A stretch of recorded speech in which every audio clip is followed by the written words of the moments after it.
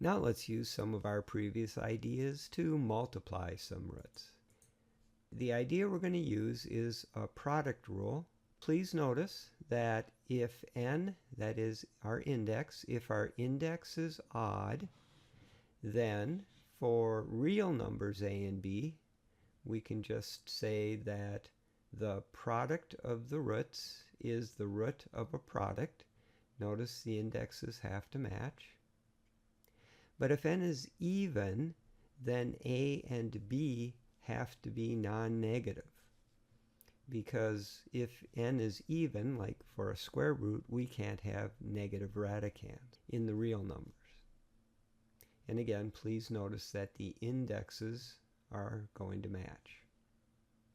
So I'll do this first one, and I'm going to use the idea that the product of the roots is the root of the product. So I'll combine the radicands as a single radican.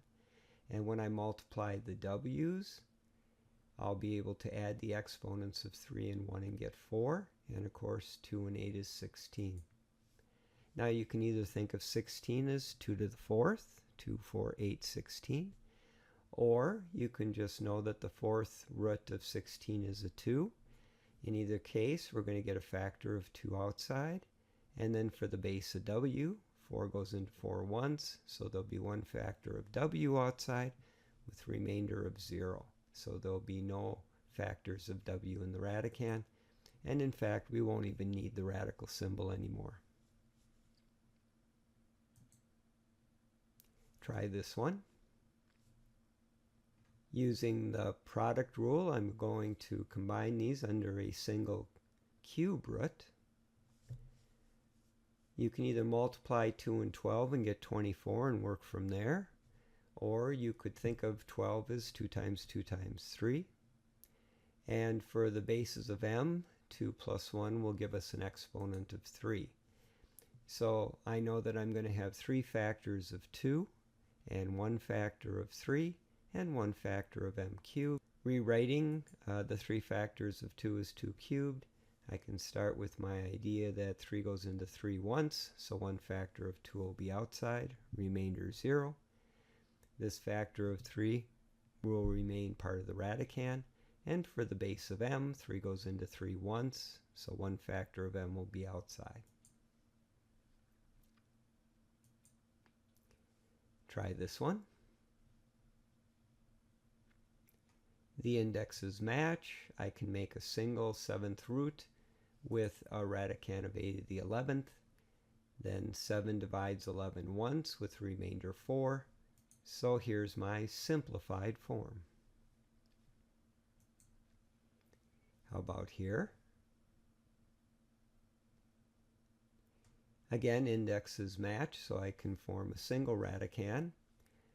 I've already got negative 4 times 2 outside, so that'll give me negative 8. And I'll have a single base of n with an exponent of 7. 3 plus 4 will be 7. Then 4 goes into 7 once, so I'll have 1 factor of n outside with remainder 3. So I'll have n cubed inside.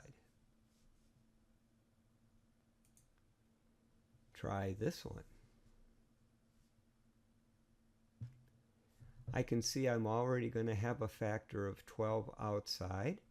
Both of these indexes match, so I'll be able to combine these to make a single radican. I'm going to have an x to the 4th. Because the bases match, I'll be multiplying. I can add the exponents. Right here, I'm just going to say that 18 is 2 times 3 times 3, and 15 is 3 times 5. And so that's going to give me 3 factors of 3, and then 1 factor of 10. For the base of 3, 1 factor of 3 will get out. For the base of 10, that's just part of the radican. And for the base of x, 3 goes into 4 once, so 1 factor of x will be out, with a remainder of 1, so 1 factor of x will remain under the radical symbol. Of course, 12 times 3 is 36, so to simplify fully, I'll have 36x, the cube root of 10x. What would this simplify to? thinking of negative 12 times 2 as negative 24 would work, or you could think of this as negative 2 times 2 times 3. That'd be fine too. For the base of k, I'll have an exponent of 3. However you decided to think of negative 12 times 2, it's going to be the case that you'll need to see this as negative 8 times 3. Cube root of negative 8 is negative 2. The factor of 3 will remain in the radicand. And for the base of k, 3 goes into 3 once, so one factor of k will be outside. Multiplying negative 4 and negative 2 will give us 8. And here's the last one. I'm going to get a negative 8 outside already. And then inside, 27 is 3 factors of 3. And then m cubed times m to the 5th will give us m to the 8th. So I'm going to have 4 factors of 3 and m to the 8th as the radicand.